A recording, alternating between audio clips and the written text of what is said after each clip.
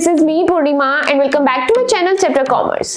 आज इस वीडियो के अंदर हम लोग हमारी मैनेजमेंट के अनदर इंपॉर्टेंट फंक्शन की बात करने वाले हैं विच इज कंट्रोलिंग।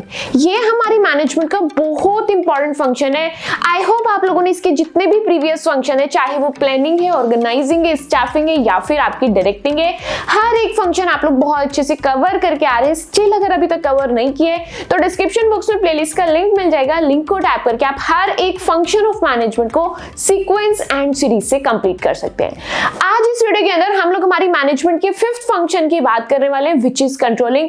बहुत इजी लगने वाला है, बहुत सिंपल लगने वाला है, इंटरेस्टिंग तरीके से हम लोग पढ़ेंगे ताकि जो थ्योरेटिकल सब्जेक्ट है मेरा ये मुझे बिल्कुल भी बोरिंग ना लगे। And one more tip is, आप जितनी ज्यादा चीजों को अपनी रियल लाइफ के साथ रिलेट करोगे उतनी ही चीजें आपको उतने अच्छे से समझ आ रही होंगी, अच्छे से आपको इसके अंदर इंटरेस्ट बन रहा होगा। बात क्लियर है?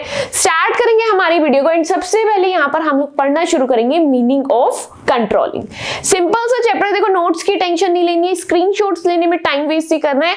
आप लोगों को notes, proper notes Telegram channel पर मिल जाएंगे, वहां पर जाकर आप नोट्स डाउनलोड करके कॉन्सेप्ट्स अच्छे से रिवाइज कर सकते हो। स्टार्ट करेंगे सबसे पहले यहाँ पर हम लोग कंट्रोलिंग को समझना। कंट्रोलिंग का देखो मतलब क्या होता है। सबसे पहला फंक्शन मुझे बताओ, पहला फंक्शन मेरा क्या था? प्लानिंग। एंड मैं प्लानिंग के अंदर क्या करती थी? मेरे गोल्स डिसाइड करती थी, मेरे ऑब्जेक्टिव सेट करती थी। तो वहां पर मैं क्या टारगेट बनाती थी कि इस साल मुझे इतना टारगेट अचीव करना है। वहां पर क्या किया मैंने? मेरा टारगेट सेट कर लिया, मेरा गोल बना लिया, मेरा ऑब्जेक्टिव बना लिया। कंट्रोलिंग क्या करता है? जो हमने गोल सेट किए थे उसको कंपेयर करता है कि भाई जो मैंने पूरे साल मेहनत की, क्या वो मेरे गोल्स के हिसाब से हुई है, मेरे ऑब्जेक्टिव के हिसाब से हुई है या फिर नहीं। बात क्लियर हो रही है? कंट्रोलिंग का मतलब क्या है? यहां पर आप लोग एसेस करते हैं कि क्या मेरी जो एक्चुअल वर्क है वो मेरे डिफाइंड गोल से मैच कर रही है या फिर नहीं। बात क्लियर है? क्या उसने मेरे गोल्स को इफेक्टिवली एंड इकोनॉमिकली अचीव किया है या फिर नहीं। इसके अंदर हम लोग क्या करते हैं? हमारी एक्चुअल परफॉर्मेंस को कंपेयर करते हैं। किसके साथ? मेरे गोल्स के साथ। किसके साथ कंपेयर करते हैं? गोल्स कह लो या फिर प्री डिटरमाइंड स्टैंडर्ड्स कह लो। बात क्लियर है? नेक्स्ट यहाँ पर अगर सपोज आपने अब चेक किया एंड आपको दिखता है कि नहीं भाई मेरे गोल्स तो अचीव नहीं हुए, थोड़ी बहुत कमी रह गई। अगर आपका टारगेट था 100 पीसेस का, आप लोगों ने 95 पीसेस बना लिए, 5 पीसेस रह गए, यानी कि यहाँ पर आपके गोल्स पूरी तरह अचीव नहीं हुए।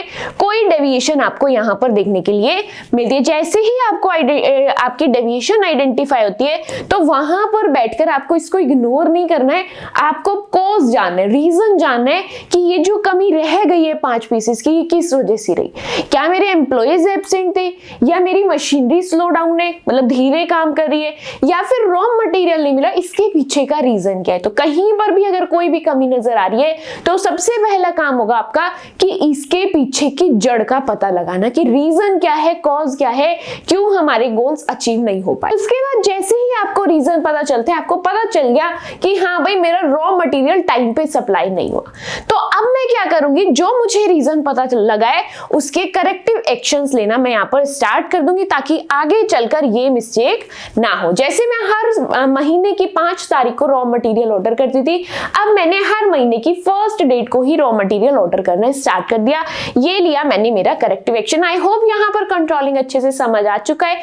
अगर मैं इसको समराइज करूं तो कंट्रोलिंग को हम लोग क्या कहते हैं?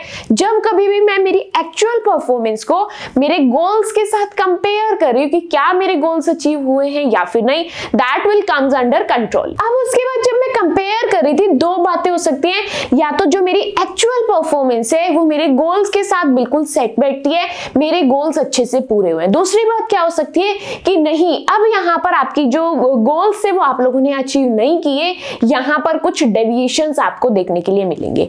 अगर आपके गोल्स अचीव नहीं हुए तो सबसे पहला काम आपका क्या होना चाहिए?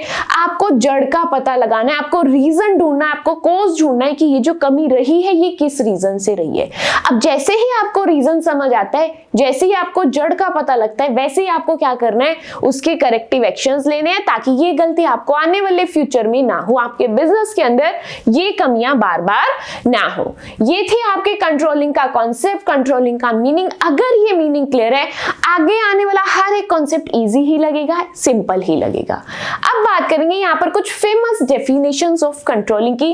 पहली फेमस डेफिनेशन किसने दी है? फिलिप कॉटलर ने। इन्होंने क्या कहा है? कंट्रोलिंग एक ऐसा प्रोसेस है जहां पर आप कुछ ऐसे स्टेप्स लेते हैं जिससे आपके गोल्स एंड जो आप एक्चुअल में काम कर रहे हो दोनों साथ साथ आ सके। जो मैंने गोल सेट किए, मैं जितने भी काम कर रही हूँ वो धीरे धीरे करके मेरे गोल्स के पास तक आने चाहिए। ये एक ऐसा आप लोगों का प्रोसेस है, यहाँ पर सीक्वेंस ऑफ स्टेप्स को फॉलो किया जाता है। नेक्स्ट यहाँ पर फेमस डेफिनेशन दी है डेल हेनिंग ने। ये क्या कहते हैं, कंट्रोलिंग प्रोसेस है जहां पर हम लोग conformity of performance with planned action, यहां पर हम लोग हमारी परफॉर्मेंस को हमारे प्लान्ड एक्शन के पास ला रहे होते हैं। हर कोई सेम ही बात कह रहा है कि आपको आपकी एक्चुअल परफॉर्मेंस को कंपेयर करना है आपकी प्लान्ड परफॉर्मेंस के साथ। जो आपने इस साल के लिए प्लान किया था, क्या आपने वो सब अपने एक्शंस के थ्रू अचीव किया है या फिर अचीव नहीं किया है? हर कोई सेम ही बात कह रहा है। जिसकी भी बात, जो भी वर्ड्स आपको समझ आ रहे हैं, आप लोग उन वर्ड्स को यूज करके आपकी बात को, आपके कंट्रोलिंग के कॉन्सेप्ट को एक्सप्रेस कर सकते हैं, वहां पर आपके आंसर को लिख सकते हैं। अब यहाँ पर मैंने बार बार कंट्रोलिंग इतने अलग अलग वर्ड्स में क्यों डिफाइन किया है, क्योंकि एग्जाम के अंदर आपके पास लेंथी क्वेश्चन अगर आ रहा है, लॉन्ग क्वेश्चन आ रहा है, तो वहां पर आपको उसके मार्क्स के अकॉर्डिंग अपने आंसर को फ्रेम करना पड़ेगा। उसके लिए आपको वहां पर मल्टीपल पॉइंट चाहिए, जो कि आपको इन नोट से बहुत हेल्प मिलने वाली है। बात क्लियर है? आगे बढ़ते हैं। कंट्रोलिंग मुझे अच्छे से समझ आ चुका है भाई, कंट्रोलिंग है क्या, बस मुझे कंपेयर कर रहा है मेरी एक्चुअल परफॉर्मेंस को मेरी प्लान्ड परफॉर्मेंस के साथ। अब नेक्स्ट, अगर मैं कोई छोटी सी भी चीज लेती हूँ, फीचर्स देखती हूँ, तो ये तो मेरी मैनेजमेंट का बहुत इंपॉर्टेंट फंक्शन है, बहुत इंपॉर्टेंट कॉन्सेप्ट है। तो क्या इसके फीचर्स देखने नहीं बनते? बिल्कुल बनते हैं। तो स्टार्ट करेंगे यहाँ पर कि मेरी जो कंट्रोलिंग फंक्शन है उसके क्या क्या फीचर्स हैं, क्या क्या कैरेक्टरिस्टिक्स है, या फिर बोल सकते हैं क्या क्या इसकी नेचर है। स्टार्ट करेंगे, फर्स्ट पॉइंट है यहाँ पर, कंट्रोलिंग आपका एक फंडामेंटल मैनेजमेंट फंक्शन है, यानी कि ये आपकी जो मैनेजमेंट है उसका एक बहुत इंपॉर्टेंट फंक्शन है। इंपॉर्टेंट फंक्शन क्यों है? क्योंकि ये क्या देता है, बाकी के फंक्शंस को डायरेक्शन दे रहा होता है। बाकी के फंक्शन लाइक आपकी प्लानिंग, ऑर्गेनाइजिंग, स्टाफिंग, डायरेक्टिंग, हर किसी को ये डायरेक्शन दे रहा होता है। अगर कंट्रोलिंग ही नहीं होगा तो सारा काम बिना डायरेक्शन के चलता रहेगा।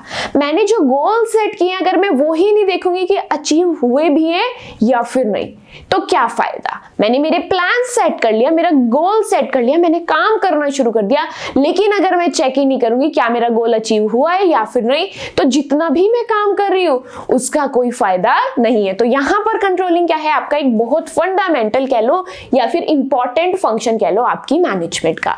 नेक्स्ट कैरेक्टरिस्टिक यहां पर क्या है कि ये आपके एवरी मैनेजर को चाहिए, हर लेवल पर आपकी कंट्रोलिंग चाहिए ही चाहिए। क्यों ऐसा बोला गया है?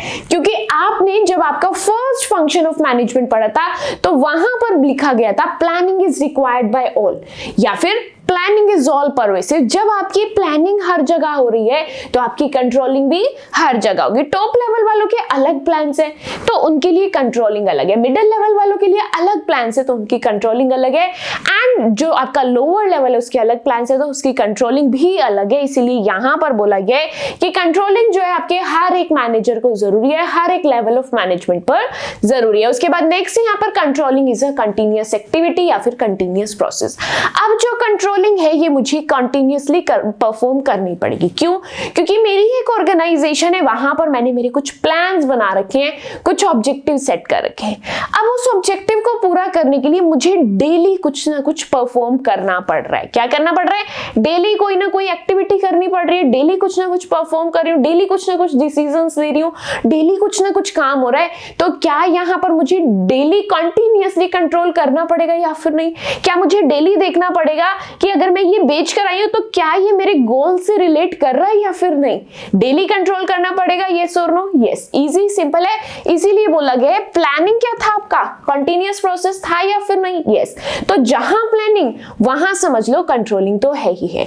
अब अगर प्लानिंग आपका कंटिन्यूअस प्रोसेस है तो कंट्रोलिंग भी आपका कंटिन्यूअस प्रोसेस, कंटिन्यूअस एक्टिविटी रहने वाली है। नेक्स्ट यहां पर बोला गया है controlling is both the beginning and the end of the process of management. सामा कर लो, ये जो स्टेटमेंट है ये आपको अलग से डिफाइन करने के लिए भी आता है कि आपको इस इस पर कमेंट करना है या फिर आपको शॉर्ट नोट लिखना है या फिर ब्रीफली डिफाइन करना है कि ऐसा क्यों बोला गया है कि कंट्रोलिंग बिगिनिंग पर भी ध्यान देता है एंड एंड पर भी ध्यान देता है हमारे मैनेजमेंट की प्रोसेस के। देखो ध्यान से समझना, अगर मैं बात करूं कंट्रोलिंग की तो वो बिगिनिंग की तरफ कब जाता है, जब उसको क्या कर रहा होता है, उसको अपने टारगेट देखने होते हैं कि मेरी ऑर्गेनाइजेशन की क्या गोल्स है, क्या ऑब्जेक्टिव है, क्या टारगेट है। तो यहां पर कंट्रोलिंग क्या करता है, हमारी मैनेजमेंट की बिगिनिंग की तरफ जाता है। क्यों? क्योंकि वहां पर हमारे स्टैंडर्ड सेट होते हैं, प्लान सेट होते हैं, ऑब्जेक्टिव सेट होते हैं। वहीं कंट्रोलिंग एंड पर क्यों जाता है, क्योंकि जो प्लान वो स्टार्टिंग में बनाकर आया अब उसे क्या करना है, यहां पर आकर कंपेयर करना है अपनी एक्चुअल परफॉर्मेंस को अपनी प्लान परफॉर्मेंस के साथ। इसीलिए बोला गया है कंट्रोलिंग जो है आपका बोथ बिगिनिंग भी है एंड एंड है आपके मैनेजमेंट की प्रोसेस का। बात क्लियर हो रही है? इजी है, सिंपल है, कुछ भी डिफिकल्ट नहीं है। अगर आपको प्लानिंग अच्छे से आता है तो कंट्रोलिंग के अंदर कुछ आपको डिफरेंट या फिर डिफिकल्ट नहीं लगने वाले। नेक्स्ट आगे बढ़ेंगे। नेक्स्ट फीचर क्या है, controlling is not necessary looking back, it is looking forward also. ये अगेन आपका जो प्रीवियस पॉइंट हमने पढ़ा है उसी से रिलेट करता है। यहां पर बोल रहे कंट्रोलिंग जो है आपका लुकिंग बैक ही नहीं, लुकिंग फॉरवर्ड भी है। लुकिंग बैक क्यों बोला जाता है, ये भी स्टार मार्क कर लेना। इस स्टेटमेंट से आप लोगों को डिफाइन करने के लिए, कमेंट करने के लिए या फिर अच्छे से एक्सप्लेन करने के लिए आ सकते हैं। लुकिंग बैक क्यों बोलते हैं, क्योंकि यहां पर मैं चेक करती हूं कि मेरी मैनेजमेंट के अंदर मेरे गोल्स क्या डिसाइडेड है, मेरे ऑब्जेक्टिव्स क्या डिसाइडेड है, मैंने प्लान क्या कर रखा है चीजों को। एंड फॉरवर्ड क्यों बोला है, क्योंकि मैं अब आगे आके फ्यूचर के अंदर क्या करती हूँ, जो प्लान्स मैंने बनाए थे उनको क्या करती हूँ, मैं यहाँ पर कंपेयर करती हूँ अपनी एक्चुअल परफॉर्मेंस के साथ एंड यहाँ पर पता लगाती हूँ क्या हर एक चीज प्रॉपर्ली चल रही है या फिर कुछ डेविएशन है, कुछ कमियां हैं। अगर कुछ कमियां है तो मैं क्या करूंगी, यहाँ पर आकर करेक्टिव एक्शंस ले लूंगी। दैट इज व्हाई यहाँ पर बोला गया controlling is not necessarily looking back. खाली ये लुकिंग बैक ही नहीं है बल्कि it is about looking forward also। बात क्लियर है? नेक्स्ट पॉइंट है controlling is related to results. अब यहाँ पर ऐसा क्यों बोला गया है कि कंट्रोलिंग जो है आपके रिजल्ट से रिलेट करता है। क्यों? क्योंकि कंट्रोलिंग के अंदर मैं कंपेयर कर रही हूँ किस चीज को, मेरे प्लान्स को एंड मेरे एक्शंस को। अब क्योंकि मेरे प्लान्स एंड एक्शंस कंपेयर हो रहे हैं तो अगर वो सेम डायरेक्शन में चल रहे हैं, अगर वो पूरे हो रहे हैं तो वेल एंड गुड। अदरवाइज वहां पर मुझे क्या समझ आ रहा है कि यहाँ पर कोई ना कोई कमी रह रही है। अब क्योंकि मुझे कमी नजर आ गई है तो मैं वहां पर अपनी कमी को ठीक करना स्टार्ट कर दूंगी, जिससे मेरे रिजल्ट्स क्या होंगे, अच्छे आने स्टार्ट हो जाएंगे। इसीलिए बोला गया controlling is related to results. Next आगे बढ़ते अपने नेक्स्ट पॉइंट को पढ़ते हैं। नेक्स्ट कैरेक्टरिस्टिक यहाँ पर क्या है, action is the essence of controlling. यहां पर बोला गया है कंट्रोलिंग के अंदर एक बहुत इंपॉर्टेंट पार्ट है, दैट इज योर एक्शन। आपके खुद के बनाए गए प्लान्स है जो आपने प्लानिंग फंक्शन के अंदर बनाए थे। अब आप क्या किया, आपने ऑर्गेनाइज किया चीजों को, स्टाफिंग किया, देन डायरेक्शन दी उनको। अब बारी है कंट्रोलिंग की। अब यहाँ पर आकर अगर आप लोग सिर्फ हाथ बांधकर बैठ गए कि इस साल ये कमी नजर आ रही है तो क्या काम चल जाएगा, क्या आपके रिजल्ट्स अचीव हो जाएंगे, गोल्स अचीव हो जाएंगे? नहीं। तो यहाँ पर मेन चीज क्या है, जैसे ही कमी पता चलती है कंट्रोलिंग के अंदर तुरंत आपको क्या लेना चाहिए, एक्शन, ताकि इन कमियों से आप आने वाले फ्यूचर के अंदर बच सको। इसीलिए बोला गया action is the essence of controlling. Next point है key to controlling lies in delegation. अब यहाँ पर क्या बोला गया, एक ऑर्गेनाइजेशन है वहां पर बोला जाता है कि आप लोग आपकी अथॉरिटी को डेलीगेट कर दो, आप लोगों को काम करने की पावर दो ताकि वो वहां पर काम कर सके एंड आपकी रिस्पॉन्सिबिलिटी कम हो सके। बट यहां पर क्या बोला गया है, सिर्फ उनको अथॉरिटी देने से काम नहीं चलता, कुछ पावर आपको अपने पास रखने, कुछ रिस्पॉन्सिबिलिटीज आपको अपने पास रखनी है ताकि आप चीजों को कंट्रोल कर सको। हर एक चीज अपने सबऑर्डिनेट्स को हैंड ओवर नहीं करनी है। नेक्स्ट यहाँ पर information is a guide to controlling. यहां पर बोला गया है कंट्रोलिंग के अंदर आपको बहुत इंपॉर्टेंट एलिमेंट चाहिए, दैट इज कंप्लीट इंफॉर्मेशन। आपको कंट्रोलिंग के अंदर क्या चाहिए, कंप्लीट इंफॉर्मेशन चाहिए। अब आप क्या थे, आप आपके ऑफिस की, आपके कैबिन की चेयर पर बैठे हो, आपका किसी डिपार्टमेंट का मैनेजर आता है, वो कहता है कि सर इस साल मैंने ये टारगेट सेट किया था एंड यहां पर मुझे पूरा टारगेट अचीव हो गया। वहीं दूसरे डिपार्टमेंट का मैनेजर आता है, वहां पर आपको अपनी बात बता रहा है, वो कह रहा है मेरा टारगेट अचीव नहीं हुआ। तो अब टारगेट अचीव नहीं हुआ, इतनी बात सुनकर आपको पैनिक नहीं करना है, आपको कंप्लीट इंफॉर्मेशन लेनी है। टारगेट कितना था, क्यों अचीव नहीं हुआ, कहाँ कमी रही है, हम लोग इसके बदले में क्या कर सकते हैं कि मेरी जो ये कमियां हैं ये हम लोग सुधार सके। इसीलिए यहाँ पर बोला जाता है आपके पास कंट्रोलिंग के अंदर कंप्लीट इंफॉर्मेशन होनी जरूरी है। इनकम्प्लीट इंफॉर्मेशन आपको कहीं ना कहीं नुकसान पहुंचा सकती है। नेक्स्ट है यहाँ पर controlling is not coercion, accusation and suppressing your employees. यहाँ पर बोला गया है कंट्रोलिंग का मतलब सिर्फ और सिर्फ आपकी एक्चुअल एंड आपकी प्लान परफॉर्मेंस को कंपेयर करना है। अब सपोज आपके यहाँ पर प्लान एक्शंस के हिसाब से कुछ ना कुछ कमी रह गई है, अब आपको कमियां नजर आ गई है, कॉजेज नजर आ गए हैं, दैट डजंट मीन कि आप जाकर आपके एम्प्लॉइज को डरा रहे हो, धमका रहे हो, उनको क्या कर रहे हो, आप सप्रेस कर रहे हो या फिर उनको कोअर्शन कर रहे हो। आपको आपके एम्प्लॉइज को डांटना नहीं है, जबरदस्ती काम नहीं कराना है, थ्रेट नहीं करना है, कुछ नहीं करना।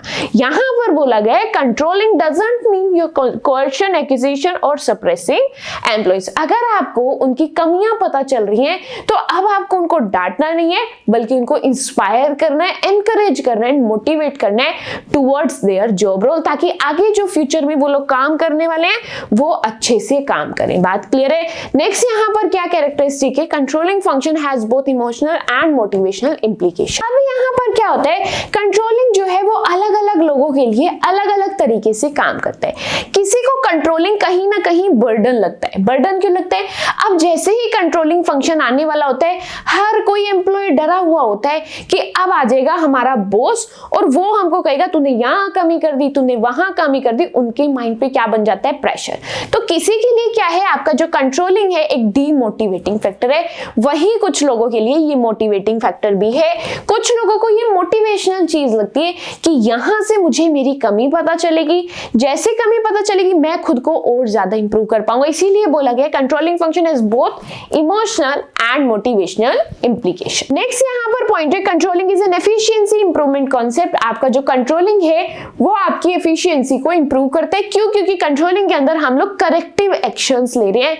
जहां हमको कमी नजर आई थी उस कमी को ठीक करने के लिए मैं कुछ करेक्टिव एक्शंस ले रही हूं, जिससे डेफिनेटली मेरी एफिशिएंसी इंप्रूव होने वाली है। नेक्स्ट पॉइंट क्या है यहाँ पर, controlling is exercise on all the factors of production whether living और नॉन लिविंग। यहाँ पर बोला गया है कंट्रोलिंग आपको खाली ह्यूमन फैक्टर पर काम नहीं करना है। कंट्रोलिंग किस पर काम करती है, ह्यूमन पर भी काम करती है प्लस मटेरियल्स पर भी काम करती है। पॉइंट क्लियर है, इजी लगा या फिर नहीं? नेक्स्ट पॉइंट है controlling is needed for 2 reasons. अब यहाँ पर कंट्रोलिंग आपको 2 रीजंस के लिए चाहिए। पहली चीज आपको कोऑर्डिनेशन क्रिएट करना है अलग अलग लोगों के बीच में एंड ऑर्गेनाइजेशन के बीच में। उसके बाद यहां पर आपको कुछ चेंजेस अगर मार्केट में हो रहे हैं, अगर प्लान्स में कुछ चेंजेस हैं, इंप्लीमेंटेशन में कुछ चेंजेस है, तो आप उसको जल्दी से ग्रैस्प कर सको, अडॉप्ट कर सको, इसीलिए आपको कंट्रोलिंग की रिक्वायरमेंट है। नेक्स्ट एंड लास्ट पॉइंट क्या कहते हैं, कंट्रोलिंग के दोनों इफेक्ट है, दोनों अप्रोच है, that is positive and negative. यहां पर कंट्रोलिंग को पॉजिटिव अप्रोच क्यों बोला गया है, क्योंकि यहां पर क्या होता है, आप लोग हर रिसोर्सेज का, जितने भी आपके ऑर्गेनाइजेशन के अंदर रिसोर्सेज हैं, आप हर उस रिसोर्सेज को क्या करना चाह रहे हैं, इफेक्टिवली यूज करना चाह रहे हैं। अगर बात करें नेगेटिव अप्रोच की, तो यहां पर क्या होता है, आप लोग आपके रिसोर्सेज का मिसयूज करने से बचाना चाहते हैं। इसीलिए controlling is considered as your positive and negative approach both. बात क्लियर? तो यहां पर हम लोगों ने क्या क्या पढ़ा है, हमारे फीचर्स, हमारे कैरेक्टरिस्टिक्स, हमारे नेचर पढ़े हैं कंट्रोलिंग के। आई होप हर एक पॉइंट बहुत अच्छे से क्लियर है। जल्दी से क्विक रिवीजन करेंगे क्या क्या पॉइंट था। सबसे पहला यहां पर आपका पॉइंट था that is fundamental management function. क्या था first point? Fundamental management function, यानी कि ये आपकी मैनेजमेंट का बहुत इंपॉर्टेंट फंक्शन है। सेकंड चीज यहां पर हम लोगों ने पढ़ी थी कि ये हर मैनेजर को चाहिए, हर लेवल ऑफ मैनेजमेंट पर कंट्रोलिंग की रिक्वायरमेंट है। नेक्स्ट हम लोगों ने पढ़ा ये कंटिन्यूअस एक्टिविटी है, क्योंकि अगर प्लानिंग कंटिन्यूअसली चलती रहेगी तो कंट्रोलिंग भी हम लोगों को कंटिन्यूअसली चलानी पड़ेगी। उसके बाद यहां पर बोला गया कंट्रोलिंग जो है आपका बिगिनिंग में भी चाहिए एंड एंड में भी चाहिए। बिगिनिंग में क्योंकि वहां पर टारगेट सेट होते हैं, एंड में इसलिए ताकि वहां पर आप कंपैरिजन कर सको। So this is another point. Next point यहां पर अगेन ऊपर वाले पॉइंट से रिलेट करता है, that is forward and backward looking.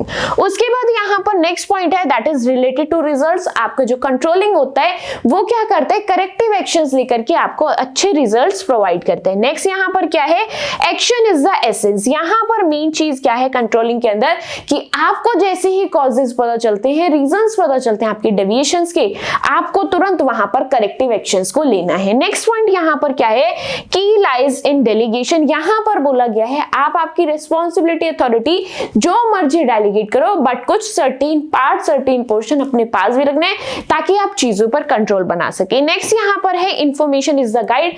यहाँ पर बोला है कंट्रोलिंग के लिए आपके पास कंप्लीट इंफॉर्मेशन की रिक्वायरमेंट है। 10th है यहाँ पर आपको कोई भी प्रेशर नहीं बनाना है आपके एम्प्लॉइज पर। हाँ, अगर आपको उनकी कोई कमी नजर आ रही है तो सप्रेस नहीं करना है, कोर्शन नहीं करना है, उनको डांटना नहीं है, धमकाना नहीं है, बल्कि उनको इंस्पायर करना है, मोटिवेट करना है उनकी गलती को सुधारने के लिए। नेक्स्ट है यहाँ पर इमोशनल एंड मोटिवेशनल इम्प्लीकेशन। अब कुछ लोगों को कंट्रोलिंग क्या लगता है, एक डीमोटिवेटिंग फैक्टर लगता है कि अब बॉस आएगा और हमारे ऊपर चीखेगा। वहीं कुछ लोगों के लिए ये एक मोटिवेटिंग फैक्टर है। क्यों? क्योंकि वो लोग समझते हैं कि अब हमें बॉस हमारी कमियां बताएगा, मुझे मेरी कमी पता चलेगी एंड वहीं मैं अपनी कमी को सुधार सकता हूं, मुझ में खुद में अपने इंप्रूवमेंट्स ला सकता हूं। नेक्स्ट है यहाँ पर एफिशिएंसी इंप्रूवमेंट कॉन्सेप्ट। कंट्रोलिंग के अंदर आपके जो रिसोर्सेज होते हैं उसको efficiently proper up to the maximum use उसको यूज करना सिखाते हैं, उसकी मैक्सिमम कैपेसिटी के हिसाब से। नेक्स्ट 13th है यहाँ पर exercise in all factors of production. आपके प्रोडक्शन के हर फैक्टर पर रिक्वायर्ड है, नीडेड फॉर 2 रीजंस, 2 रीजंस के लिए रिक्वायर्ड है। हम लोग पढ़ करके आइए, उसके बाद इसका पॉजिटिव एंड नेगेटिव दोनों ही अप्रोचेस है। बात क्लियर है? तो ये सभी पॉइंट थे आपके कैरेक्टरिस्टिक के, that means your features of किसके, आपकी कंट्रोलिंग के। आई होप हर एक पॉइंट बहुत अच्छे से समझ आए एंड बहुत अच्छे से क्लियर है। नेक्स्ट आगे बढ़ेंगे, स्टार मार्क कर लेंगे। यहाँ पर हम लोग पढ़ने वाले हैं the process of your controlling.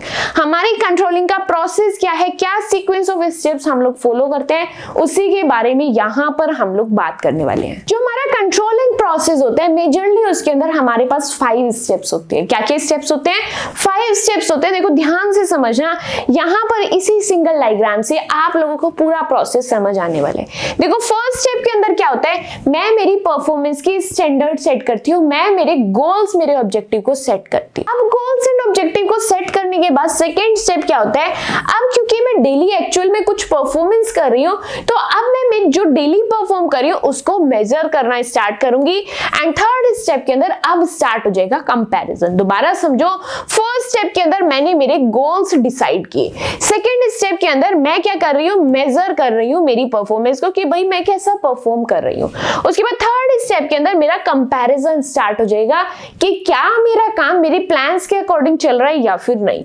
उसके बाद यहाँ पर मुझे फोर्थ स्टेप के अंदर पता चलता है कि नहीं, मेरा काम कहीं ना कहीं दिक्कत कर रहा है, प्लान्स के हिसाब से नहीं चल रहा। तो यानी कि यहाँ पर मुझे क्या पता चली है, मेरे डेविएशंस, मेरी कमियां पता लगी है। अब फिफ्थ स्टेप के अंदर मैं मेरे करेक्टिव एक्शंस लेना स्टार्ट कर दूंगी जिससे कि मैं मेरी कमियों को दूर कर पाऊंगी। सो ये सिंपल सा प्रोसेस है आप लोगों की कंट्रोलिंग का। आई होप आप लोगों को इजी लग रहा है एंड सिंपल लग रहा है। स्टार्ट करेंगे डिटेल डिस्कशन करना हमारे कंट्रोलिंग के प्रोसेस की। ये 5 स्टेप्स आप लोगों के प्रोसेस के अंदर कवर्ड है। यहाँ पर अब हम लोग स्टार्ट करने वाले हैं हमारे कंट्रोलिंग प्रोसेस को डिटेल में डिस्कशन करना कि हमारे कंट्रोलिंग प्रोसेस के अंदर जो हम लोगों ने 5 स्टेप्स यहाँ पर डिस्कस किए, उन 5 स्टेप्स के अंदर एक्चुअल में होता क्या है। तो कंट्रोलिंग प्रोसेस के अंदर मेरा जो फर्स्ट स्टेप होता है that is setting performance standard. सबसे पहले क्या होता है, मैं मेरी स्टैंडर्ड सेट करती हूँ कि इस साल मुझे इतना अचीव करना है। यहाँ पर क्या है, मैंने मेरे गोल्स, मेरे टारगेट्स, मेरे ऑब्जेक्टिव्स को सेट किया है। यहाँ पर अब जो मेरे स्टैंडर्ड सेट होते हैं वो किस तरीके से होते हैं, पहला या तो मैं उसको क्वांटिटेटिव फॉर्म में कर सकती हूँ या फिर मैं उसको क्वालिटेटिव फॉर्म में कर सकती हूँ। मेरे 2 तरीके के स्टैंडर्ड सेट होते हैं, पहला है क्वालिटेटिव एंड दूसरा है यहाँ पर क्वांटिटेटिव। इजी है, सिंपल है, सबको पता है क्वालिटेटिव का मतलब क्या होता है, जिसको मैं नंबर्स में, फिगर्स में कैलकुलेट नहीं कर सकती हूँ, काउंट नहीं कर सकती हूँ। वहीं क्वांटिटेटिव स्टैंडर्ड्स के अंदर क्या होता है, जिस चीज को मैं नंबर्स में, फिगर्स में कैलकुलेट कर सकती हूँ, काउंट कर सकती हूँ, that will covered under quantitative standards. बात करते हैं यहाँ पर अब कौन कौन से टारगेट्स हैं ऐसे जो मेरे क्वांटिटेटिव स्टैंडर्ड्स के अंदर सेट किए जाते हैं। यहाँ पर हम लोग सेट करते हैं कि हम लोगों को क्या करना है कि जो मेरी टोटल कॉस्ट पर यूनिट है वो मुझे कहाँ तक लानी है, 100 रुपीज तक लानी है। यूजुअली जो मेरी कॉस्ट होती थी वो 120 आती थी, बट इस ईयर का मेरा टारगेट क्या है, मुझे मेरी कॉस्ट को 100 रुपीज तक लाना है। किसकी, पर यूनिट की कॉस्ट को। बात क्लियर? तो यहां पर ये मैं नंबर्स में, फिगर्स में आइडेंटिफाई कर पा रही हूँ, मेरे टारगेट सेट कर पा रही हूँ, that will be covered under quantitative standards. वहीं अगर हम लोग बात करें क्वालिटेटिव स्टैंडर्ड्स की, तो इसके अंदर क्या आता है, यहां पर हम इसको फिगर्स में, नंबर्स में आइडेंटिफाई नहीं कर सकते हैं। हम लोग इसके अंदर कैसे देखते हैं कि हम लोगों को हमारे एम्प्लॉयज का मोरल कैसे बूस्ट करना है, कैसे उसको इंक्रीज करना है। बात क्लियर है? तो यहां पर हम लोगों ने देखा है कि फर्स्ट स्टेप के अंदर मुझे जो मेरी एक्टिविटीज होती है, जो मेरे एक्शंस होते हैं, उनको प्लान करना होता है। यहां पर हम लोगों को परफॉर्मेंस स्टैंडर्ड को सेट करना है।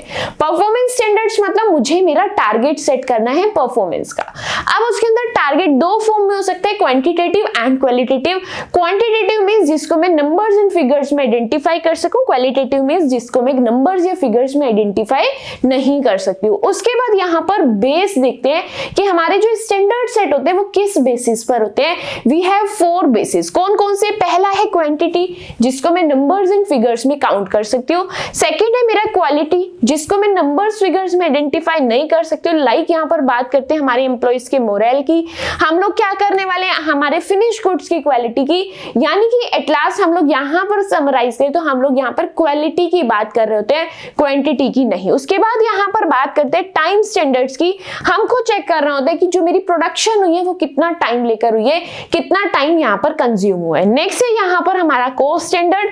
कॉस्ट स्टैंडर्ड के अंदर क्या होता है कि किसी भी काम को करने में आप लोगों की कितनी कॉस्ट इनकर हुई है, that will be covered under cost standard. तो आप लोगों को फर्स्ट स्टेप के अंदर कितना याद रखना है कि फर्स्ट स्टेप में आप लोग आपकी स्टैंडर्डाइज्ड परफॉर्मेंस को सेट करते हैं, एंड वो आपकी दो फॉर्म्स में हो सकती है, that is qualitative and quantitative. Next अब यहाँ पर आगे बढ़ते हैं एंड यहाँ पर समझते हैं फैक्टर्स जो आपको कंसीडर करने हैं आपके स्टैंडर्ड्स को सेट करते टाइम। आपके जो स्टैंडर्ड्स होने चाहिए दैट शुड बी रीजनेबल। क्या होने चाहिए? आप लोगों के स्टैंडर्ड्स रीजनेबल होने चाहिए। रीजनेबल का मतलब क्या है? या तो वो इतने इजी ना हो कि क्विकली अचीव हो जाए, ना ही वो इतने डिफिकल्ट होने चाहिए कि बहुत कोशिश करने के बाद भी वो आपके टारगेट्स जो है, आपके गोल्स जो है वो अचीव ना हो पाए। तो फर्स्ट यहाँ पर फैक्टर आपको क्या ध्यान रखना है कि जो भी आप स्टैंडर्ड सेट कर रहे हो that should be reasonable, that should not be too easy and nor it should not be too hard. बात क्लियर है? सेकेंड फैक्टर की बात करते हैं, वो आपके मेजरेबल होने चाहिए।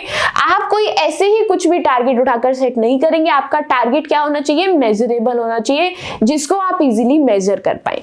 उसके बाद नेक्स्ट यहाँ पर क्या है? वो फ्लेक्सिबल होने चाहिए, ताकि जो भी आपके प्लान्स में अगर कोई चेंज आ रहा है, आपके यहाँ पे कोई सिचुएशन में अगर कोई भी चेंज आ रहा है, तो वहां पर आपके जो स्टैंडर्ड है वो फ्लेक्सिबल होने चाहिए, वो उसके अंदर भी हम लोग चेंज ला पाए। नेक्स्ट यहाँ पर स्टैंडर्ड आपके सिंपल होने चाहिए एंड क्लियर होने चाहिए, जो आपके जितने भी एम्प्लॉइज है वो उसको इजीली अंडरस्टैंड कर पाए, उनको इजीली वहां पर समझ में आ सके। नेक्स्ट है यहाँ पर डेविएशन टॉलरेंस, यानी कि यहाँ पर बोला गया है कि आप जब स्टैंडर्ड आपके सेट करेंगे, आपका टारगेट सेट करेंगे, तो वहां पर इस बात का ध्यान देना है कि अगर ये टारगेट अचीव नहीं हुआ या बीच में कोई भी कमी आ रही है, तो वो डेविएशंस आपके टॉलरेट हो पाए, आप उसको टॉलरेट कर पाए। यानी कि उसका अगर उसमें कोई भी डेविएशन है वो आपकी ऑर्गेनाइजेशन को कोई एक्सट्रीम लॉस ना पहुंचाए, यहां पर इस बात का आपको खास ध्यान रखना है। बात क्लियर है? पॉइंट समझ आए? क्या क्या चीजें पढ़ी हम लोगों ने यहाँ पर? जब भी आप लोग आपके स्टैंडर्ड्स को सेट करेंगे तो वहां पर आपको किन किन फैक्टर्स का ध्यान रखना है? फर्स्ट है दैट शुड बी रीजनेबल। आपके जो फैक्टर्स है, आपका जो स्टैंडर्ड है, टारगेट है, वो रीजनेबल होना चाहिए एंड साथ ही वो मेजरेबल होना चाहिए, जिसको आप इजीली मेजर कर पाए। उसके बाद नेक्स्ट है वो फ्लेक्सिबल होने चाहिए कि अगर कोई भी सिचुएशन में चेंज आ रहा है तो आप आपके स्टैंडर्ड्स को चेंज कर पाए, इसलिए वो किस नेचर में होने चाहिए? फ्लेक्सिबल नेचर में होने चाहिए। एंड आप लोगों के जो टारगेट्स होंगे वो सिंपल एंड क्लियर होने चाहिए, ताकि आप आपके एम्प्लॉइज को क्लियरली इजीली उनको समझा पाए। नेक्स्ट एंड लास्ट है कि जो भी वहां पर डेविएशंस होंगे उनकी टॉलरेंस पावर आप लोगों के पास होनी चाहिए। अब यहाँ पर हम लोग क्या करेंगे? हमारी जो परफॉर्मेंस है, एक्चुअल परफॉर्मेंस है, उसको मेजर करना स्टार्ट करेंगे। This is our second step of our controlling process. Step number 1 के अंदर हम लोगों ने क्या किया था? वहां पर मैंने मेरी जो परफॉर्मेंस है उसके स्टैंडर्ड सेट किए थे, उसका टारगेट सेट किया था। अब मैं यहाँ सेकंड स्टेप के अंदर क्या करने वाली हूँ? जो मेरी एक्चुअल परफॉर्मेंस है उस एक्चुअल परफॉर्मेंस को मैं यहाँ पर मेजर कर रही हूँ कि क्या मेरा काम सही चल रहा है या फिर नहीं। मेजर किया जा रहा है कि काम कितनी स्पीड से हो रहा है, कितनी यूनिट्स प्रोड्यूस हो रही है, कितना कॉस्ट लग रहा है उसपे, हर एक चीज यहाँ पर मैं क्या कर रही हूँ, मेजर कर रही हूँ। थर्ड स्टेप के अंदर अब क्योंकि मेरे पास मेरा टारगेट भी है एंड मेरी एक्चुअल परफॉर्मेंस भी है, थर्ड स्टेप के अंदर मैं क्या कर रही हूँ, दोनों का कंपैरिजन। क्या कर रही हूँ, दोनों का कंपैरिजन कर रही हूँ कि क्या काम मेरे प्लान के मुताबिक चल रहा है या फिर इसके अंदर कोई कमी हो रही है। तो प्लान क्या था, मेरा प्लान था कि मुझे 10 यूनिट्स को प्रोड्यूस करना है any how, this is my standard. अब जैसे ही मैंने मेरी एक्चुअल परफॉर्मेंस मेजर की तो एक एम्प्लॉय बना रहा है 8 यूनिट्स, एक एम्प्लॉय बना रहा है मेरा 10 यूनिट्स एंड जो मेरा थर्ड एम्प्लॉय है वो बना रहा है 12 यूनिट्स। तो यहां से मैं पता लगा पाऊंगी जो मेरा फर्स्ट एम्प्लॉय है वहां पर मुझे नेगेटिव डेविएशन नजर आ रहा है, कमी नजर आ रही है, एंड यहां पर जिसने पूरी 10 यूनिट्स प्रोड्यूस किए वहां पर 0 डेविएशन है, कोई कमी नहीं है। एंड यहां पर क्या है, आपका जो नेक्स्ट एम्प्लॉय है उसका पॉजिटिव डेविएशन है, यानी कि वो कुछ एक्स्ट्रा ही अच्छा काम कर रहा है। तो थर्ड स्टेप समझ आ गया, मैंने किया कंपैरिजन एंड चेक किया क्या कोई कमी है या फिर नहीं, कंपेयर किया कि सब कुछ मेरे प्लान के मुताबिक हुआ है या फिर नहीं। फोर्थ स्टेप है अब यहाँ पर क्या है, फोर्थ स्टेप जो मुझे कमी नजर आई है मैं उसको एनालाइज करने वाली हूँ। क्या करने वाली हूँ, एनालाइज करने वाली हूँ, चेक करने वाली हूँ कि क्या जो मेरा स्टैंडर्ड था, क्या जो मेरा प्लान था, जो मेरा टारगेट था, गोल था, ऑब्जेक्टिव था, वो अचीव हुआ है या फिर नहीं। ये कैसे पता लगाऊंगी मैं, उसकी परफॉर्मेंस को एनालाइज करके, उसके डेविएशंस को एनालाइज करके। उसके बाद दूसरी चीज क्या करने वाली हूँ कि क्या ये जो डेविएशन है, ये जो कमी है, ये एक्सेप्टेबल है या फिर नहीं। अब ये एक्सेप्टेबल है या फिर नहीं, इसके अंदर क्या बातें ध्यान में रखनी है, आपको देखना है ये जो कमी है क्या मैं इसको इग्नोर कर सकती हूँ, क्या मुझे इससे, इस कमी से कोई खास फर्क तो नहीं पड़ रहा। तो अगर खास फर्क नहीं पड़ेगा तो हम इसको जाने दे सकते हैं। वहीं अगर इससे मुझे कोई नेगेटिव इफेक्ट पड़ रहा है, ये एक्सेप्टेबल ही नहीं है अगर, तो मुझे क्या करना पड़ेगा, मुझे अपनी स्टैंडर्ड को रिवाइज करना पड़ेगा कि 10 एम्प्लॉयज में से किसी का भी अगर टारगेट अचीव नहीं हुआ तो कहीं मैंने मेरा टारगेट तो गलत सेट नहीं कर दिया। तो यहां पर मैं क्या करूंगी, मेरे जो स्टैंडर्ड्स है मैं उनको रिवाइज करूंगी। ये क्या था आप लोगों का next step, that is analysing the deviations. बात क्लियर है। यहां पर मुझे क्या करनी होती है, डेविएशन टॉलरेंस लिमिट सेट करनी होती है कि कितनी डेविएशंस को मैं एक्सेप्ट कर सकती हूं, कितने डेविएशंस को मैं एक्सेप्ट नहीं कर सकती हूँ। अगर वो आपकी लिमिट के अंदर है डेविएशंस तो आप उसको अवॉइड कर सकते हैं, लेकिन अगर वो लिमिट के अंदर नहीं है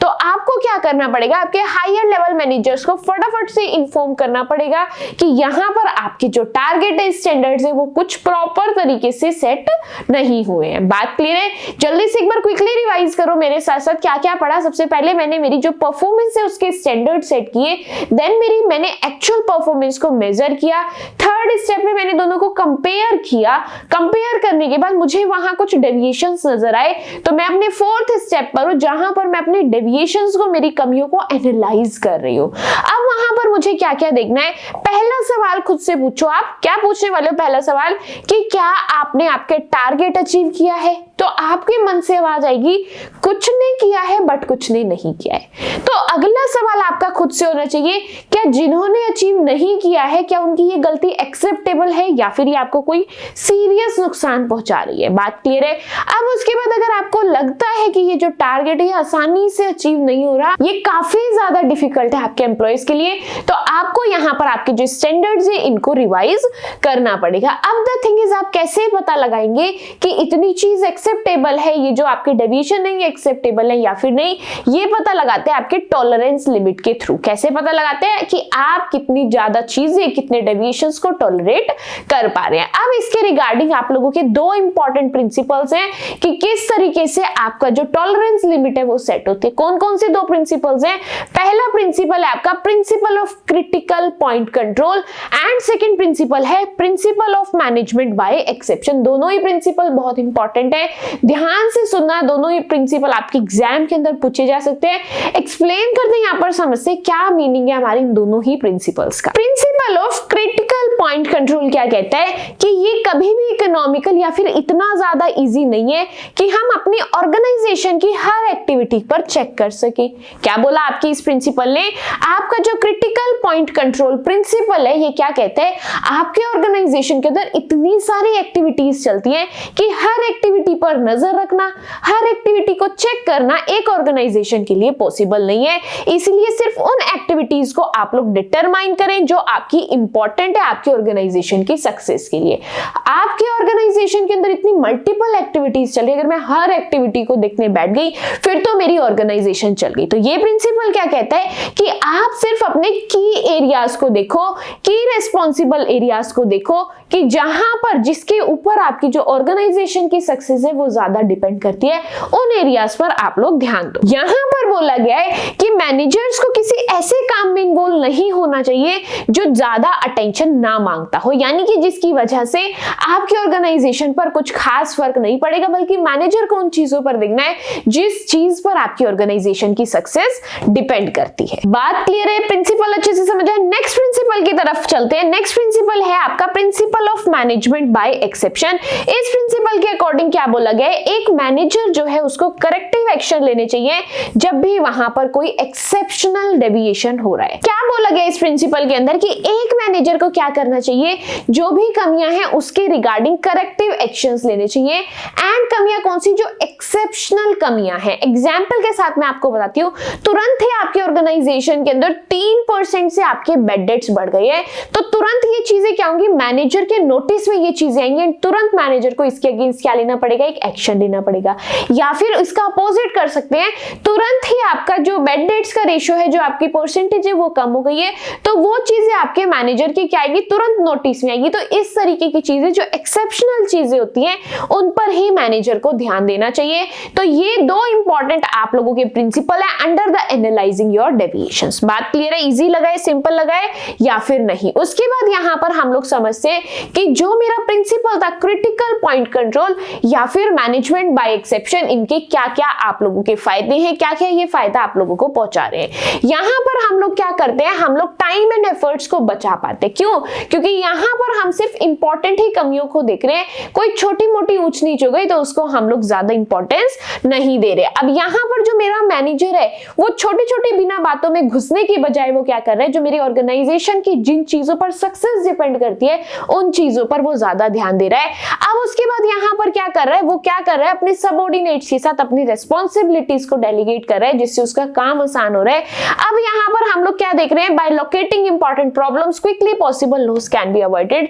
अब यहां पर मैनेजर सिर्फ की एरियाज पर ध्यान दे रहा है, जब भी वहां पर कोई भी डेविएशन हो रहा है, कोई भी प्रॉब्लम हो रही है, तुरंत वो मैनेजर के नोटिस में आती है एंड वो प्रॉब्लम वो इजीली सॉल्व कर पाते हैं, उस प्रॉब्लम से उसको कोई खास नुकसान नहीं पहुंचता। So this was another point, another step of your controlling process. Point clear है या फिर नहीं? जल्दी से एक बार क्विकली रिवाइज करेंगे। फर्स्ट पॉइंट, फर्स्ट स्टेप मेरा क्या होता था, वहां पर आप आपकी परफॉर्मेंस के स्टैंडर्ड सेट करते थे। सेकंड स्टेप के अंदर आप लोगों ने क्या किया, आपकी एक्चुअल परफॉर्मेंस को मेजर किया। थर्ड में कंपैरिजन किया। फोर्थ में आप डेविएशंस को एनालाइज कर रहे हो। एनालाइज कर रहे हो मतलब आप खुद से पूछ रहे हो क्या मेरा टारगेट अचीव हुआ क्या।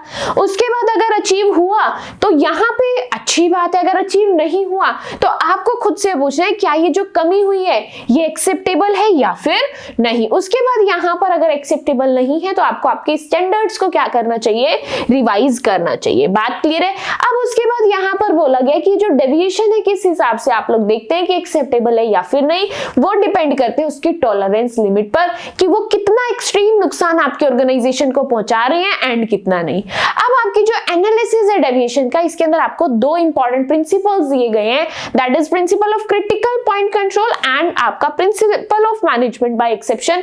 क्रिटिकल कंट्रोल प्रिंसिपल के अंदर क्या बोला जाता है, यहां पर मैनेजर छोटी छोटी चीजों पर ध्यान देने की बजाय जो की रिजल्ट एरियाज है आपके ऑर्गेनाइजेशन के, जिसके ऊपर आपकी ऑर्गेनाइजेशन की सक्सेस डिपेंड करती है, सिर्फ उन्हीं एरियाज को मैनेजर को देखना चाहिए। सेकंड है आपका principle of management by exception. यहां पर बोला गया जो एक्सेप्शनल चीजें होती हैं आपकी ऑर्गेनाइजेशन के अंदर, उन्हीं एक्सेप्शन एक्सेप्शनल चीजों पर आपके मैनेजर को ध्यान देना चाहिए। लाइक तुरंत से आपके जो बेड डेट्स है वो 3% से बढ़ रहे हैं तो आपके मैनेजर के नोटिस में वो चीज तुरंत आएगी। इस तरीके की चीजों पर आपके मैनेजर को खास ध्यान देना चाहिए।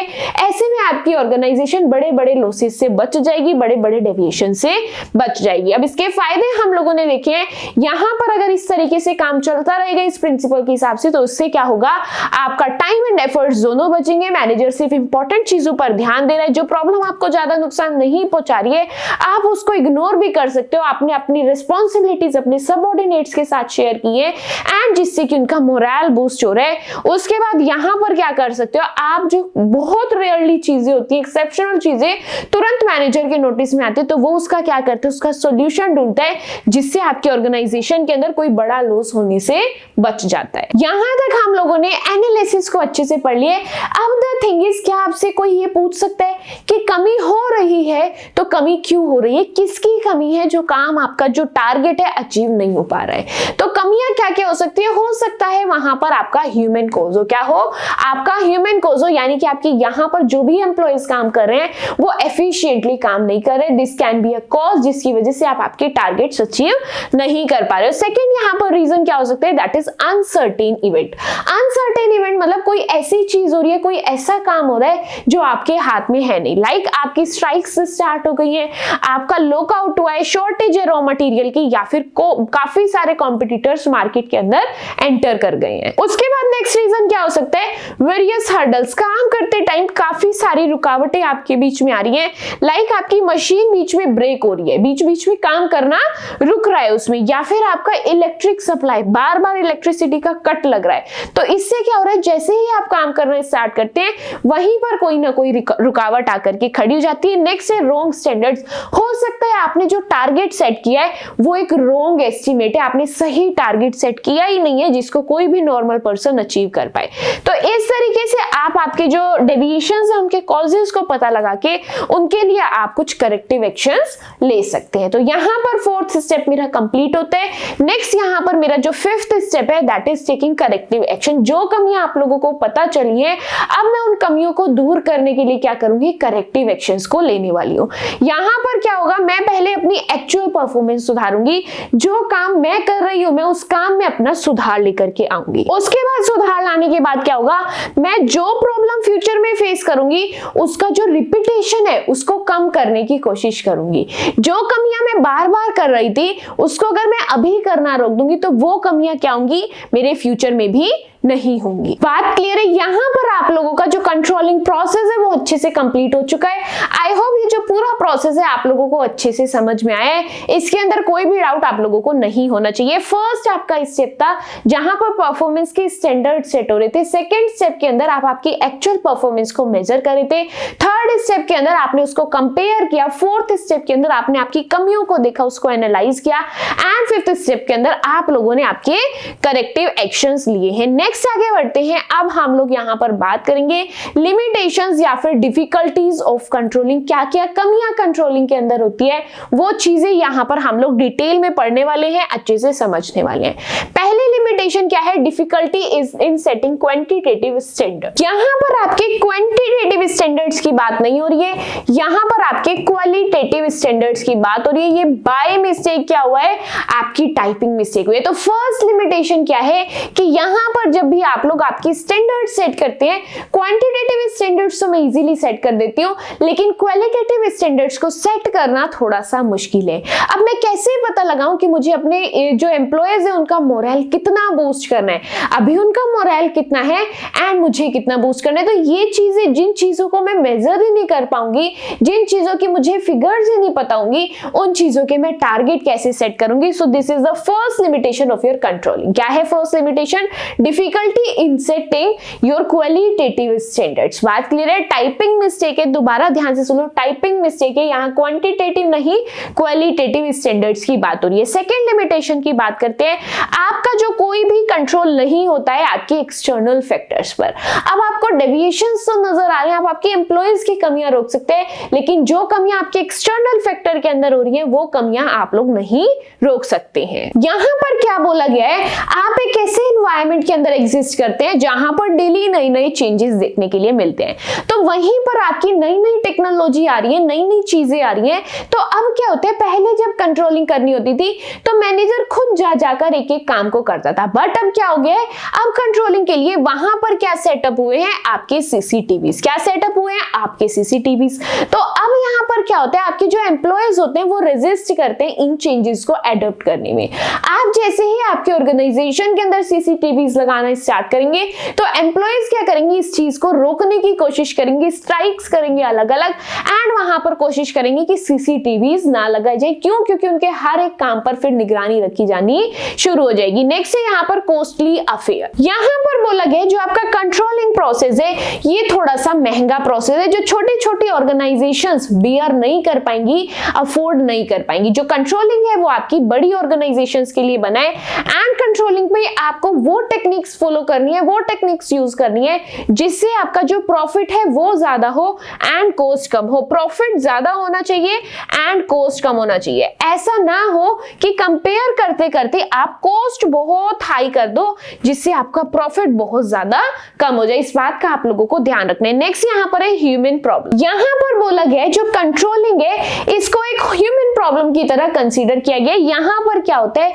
एम्प्लॉयज इसको क्या कंसीडर करते हैं, इसको कोएर्शन कंसीडर करते हैं, या फिर ये समझते हैं कि यहाँ पर अब हम पर क्या बनाया जा रहा है, प्रेशर बनाया जा रहा है, हमको डराया जा रहा है बिना हमारी डिफिकल्टीज को समझे। वो हमारी बात सुन ही नहीं रहे हैं कि आपने जो गड़बड़ की है वो स्टैंडर्ड्स में गड़बड़ की है, हम लोग अपनी पूरी कैपेसिटी के हिसाब से काम करें, इससे ज्यादा हम लोग अच्छे से काम नहीं कर सकते। इसीलिए यहाँ पर क्या होता है, एम्प्लॉयज जो है कोऑपरेट नहीं कर पाते हैं मैनेजर्स के साथ। क्यों? क्योंकि वो जो मैनेजर है वो उनकी बात को सुनने के लिए तैयार नहीं है। इसीलिए यहाँ पर कंट्रोलिंग को एक ह्यूमन प्रॉब्लम कंसीडर किया गया है। नेक्स्ट पॉइंट यहाँ पर difficulty in fixing individual responsibility. यहाँ पर बोला गया एक ऑर्गेनाइजेशन है जहां पर मल्टीपल टास्क परफॉर्म हो रहे हैं, एंड कहीं कहीं पर ऐसा काम हो रहा है कि एक एम्प्लॉय एक से ज्यादा काम को कर रहा है। तो अब पहले तो इतने सारे काम, फिर एक पर्सन खुद अकेला इतने सारे काम कर रहा है। तो अगर सपोज ऑर्गेनाइजेशन के अंदर कहीं पर कोई कमी हो रही है, कहीं पर कोई गड़बड़ हो रही है, तो वहां पर क्या होता है, ये बहुत डिफिकल्ट हो जाता है मेरे लिए कि अगर मुझे कोई कमी नजर आ रही है तो मुझे समझ नहीं आता कि मैं यहाँ पर रिस्पॉन्सिबल किसको ठहराऊं। बात क्लियर है यहाँ पर। इसीलिए नेक्स्ट लिमिटेशन है कि आपको जो फिक्स करनी होती है रिस्पॉन्सिबिलिटी, किसी को भी जब कभी भी आपको रिस्पॉन्सिबल ठहराना होता है वो आपके लिए बहुत ज्यादा डिफिकल्ट बन जाता है। नेक्स्ट पॉइंट है यहाँ पर आपका lack of knowledge in controllers. यहाँ पर बोला गया है जो लोग कंट्रोलिंग फंक्शन को परफॉर्म कर रहे हैं, यानी कि जो आपके ऑर्गेनाइजेशन के कंट्रोलर्स हैं, उनके पास कभी कभी इनसफिशिएंट नॉलेज होती है, इनसफिशिएंट इंफॉर्मेशन होती है, जिससे कि वो करेक्ट एक्शंस को नहीं ले पाते। ये आप लोगों के लिए एक हिंड्रेंस बन जाती है आपके करेक्टिव एक्शंस की। आई होप यहाँ पर समझाया गया हर एक लिमिटेशन का पॉइंट आप लोगों को बहुत अच्छे से क्लियर है एंड बहुत अच्छे से समझ आए। क्विकली रिवाइज करेंगे यहाँ पर क्या क्या लिमिटेशंस हैं आपकी कंट्रोलिंग फंक्शन की। फर्स्ट डिफिकल्टी है यहाँ पर कि आप लोग यहाँ पर क्वालिटेटिव स्टैंडर्ड्स को सेट नहीं कर पाते हैं, क्योंकि जिन चीजों को मैं मेजर ही नहीं कर सकती उसके स्टैंडर्ड में कैसे ही सेट कर सकती हूँ। उसके बाद है यहाँ पर आपका एक्सटर्नल फैक्टर पर कोई भी कंट्रोल नहीं है। कभी भी आपकी गवर्नमेंट की किसी पॉलिसी में चेंज आ सकता है, कोई भी टेक्नोलॉजिकल चेंज हो सकता है, या फिर मल्टीपल कॉम्पिटिटर्स मार्केट में आ सकते हैं। ये चीजें आपके हाथों में नहीं है। उसके बाद यहाँ पर क्या है, कुछ चेंजेस जो है आपके एम्प्लॉयज भी एक्सेप्ट नहीं करते हैं। जैसे पहले मैं मेजर या फिर आपकी जो परफॉर्मेंस होती थी कैसे मेजर करती थी, कैसे चेक करती थी, खुद जा जाकर मैं हर एक चीज पर निगरानी रखकर चेक करती थी। बट जैसे ये सीसीटीवीज आए, मैंने ऑर्गेनाइजेशन के अंदर सीसीटीवीज लगाने स्टार्ट किए, मेरे एम्प्लॉयज ने इसको रोकना स्टार्ट कर दिया। वो कहने लगे लगता है आपको हम पर ट्रस्ट नहीं है कि आप यहाँ पर सीसीटीवीज को लगा रहे हैं। नेक्स्ट लिमिटेशन क्या है, दैट इज कॉस्टली अफेयर। आपकी कंट्रोलिंग जो है बड़ी ऑर्गेनाइजेशंस के लिए बनी है, छोटी ऑर्गेनाइजेशंस इसको अफोर्ड नहीं कर सकते, क्योंकि इसकी जो टेक्निक्स होती है कंट्रोल करने की दैट आर टू कॉस्टली, जो छोटी ऑर्गेनाइजेशन बियर नहीं कर सकती है। नेक्स्ट है यहाँ पर आप किसी को भी रिस्पॉन्सिबल नहीं ठहरा सकते किसी भी गलती के लिए। क्यों? क्योंकि एक ऑर्गेनाइजेशन के अंदर बहुत सारे काम हो रहे हैं एंड इवन एक पर्सन भी बहुत सारे काम कर रहे हैं, तो आपको पता ही नहीं लग पा रहा है ये जो कमी हुई है ये कमी कहाँ हुई है एंड किसने की है। उसके बाद अगर आपके जो कंट्रोलर्स है उनके पास इनसफिशिएंट नॉलेज है तो वो करेक्टिव एक्शंस भी ठीक से नहीं ले पाएंगे। तो ये सभी लिमिटेशंस के पॉइंट आई होप आप लोगों को बहुत अच्छे से समझ आए हैं एंड बहुत अच्छे से क्लियर है। नेक्स्ट आगे बढ़ेंगे, यहां पर अनदर इंपॉर्टेंट टॉपिक की बात करने वाले हैं, दैट इज यहां पर हम लोग बात करेंगे हमारे कंट्रोलिंग सिस्टम की कि इसके अंदर हमारे कौन कौन से प्रिंसिपल्स इंक्लूड है। कंट्रोलिंग के अंदर टोटल हमारे पास 13 प्रिंसिपल्स है जिनका डिटेल डिस्कशन हम लोग आगे करने वाले हैं। आई नो ये आप लोगों का थ्योरेटिकल सब्जेक्ट है, पढ़ते पढ़ते थोड़ा बोर हो जाते हैं, बट चीजों को जैसे जैसे रियल लाइफ के साथ रिलेट करोगे ट्रस्ट में आपको वही चीजें, वही theoretical subject interesting and simple लगना स्टार्ट हो जाएगा। स्टार्ट करते हैं यहाँ पर हमारे प्रिंसिपल्स ऑफ कंट्रोलिंग को पढ़ना। देयर आर टोटल 13 प्रिंसिपल्स जिनको हम लोग डिटेल में डिस्कशन करने वाले हैं। अब ये जो प्रिंसिपल्स है आपको क्या क्या कहकर पूछे जा सकते हैं, या तो आपको कह सकते हैं कि किसी भी इफेक्टिव कंट्रोलिंग सिस्टम के क्या क्या एसेंशियल्स है। अगर आप आपके कंट्रोलिंग सिस्टम को बहुत अच्छे से मैनेज करना चाहते हो तो उसके लिए क्या इंपॉर्टेंट चीजों का आपको ध्यान रखना है। नेक्स्ट है क्या क्या रिक्विजिट्स हैं आपके आइडियल कंट्रोलिंग सिस्टम की, या फिर डायरेक्टली आपसे कंट्रोलिंग प्रिंसिपल्स के बारे में डायरेक्ट क्वेश्चन पूछा जा सकता है। स्टार्ट करेंगे हमारे प्रिंसिपल को पढ़ना। पहला प्रिंसिपल है मेरा principle of standard. First principle यहाँ पर आपको क्या कहता है, प्रिंसिपल ऑफ स्टैंडर्ड्स क्या कहता है, यहाँ पर बोला गया है प्रिंसिपल ऑफ कंट्रोल के अंदर आपको स्टैंडर्ड सेट करने जरूरी है। अगर आप आपके कंट्रोल प्रोसेस को इफेक्टिव बनाना चाहते हैं तो वहां पर आपको simple, clear and achievable standards को सेट करना पड़ेगा ताकि वो चीजें अचीव हो सके, आप पता लगा पाए कि हाँ ये स्टैंडर्ड्स अचीव हुए या फिर नहीं। पहला प्रिंसिपल क्या है, प्रिंसिपल ऑफ स्टैंडर्ड्स जो कहता है आपको आपके कंट्रोलिंग प्रोसेस के लिए, अगर आपको कंट्रोलिंग प्रोसेस अच्छा बनाना है तो सबसे पहले आपके पास स्टैंडर्ड्स होने चाहिए, जो स्टैंडर्ड्स आपके सिंपल हो, क्लियर हो एंड अचीवेबल हो। बात क्लियर है। सेकंड प्रिंसिपल की बात करते हैं, that is principle of efficiency of control. यहां पर सेकंड प्रिंसिपल के अंदर बोला गया है कि आपका जो कंट्रोलिंग प्रोसेस है वो क्या होना चाहिए, एफिशिएंट होना चाहिए। अब एक एफिशिएंट कंट्रोलिंग प्रोसेस क्या है, ये वो है जहां पर आप लोग डिफरेंस पता लगा पाए आपकी स्टैंडर्डाइज्ड परफॉर्मेंस के बीच में एंड आपकी एक्चुअल परफॉर्मेंस के बीच में। अब आप ये डिफरेंस क्यों पता लगाना चाहते हैं, ताकि आप इसके रिगार्डिंग कोई करेक्टिव एक्शन को ले पाए।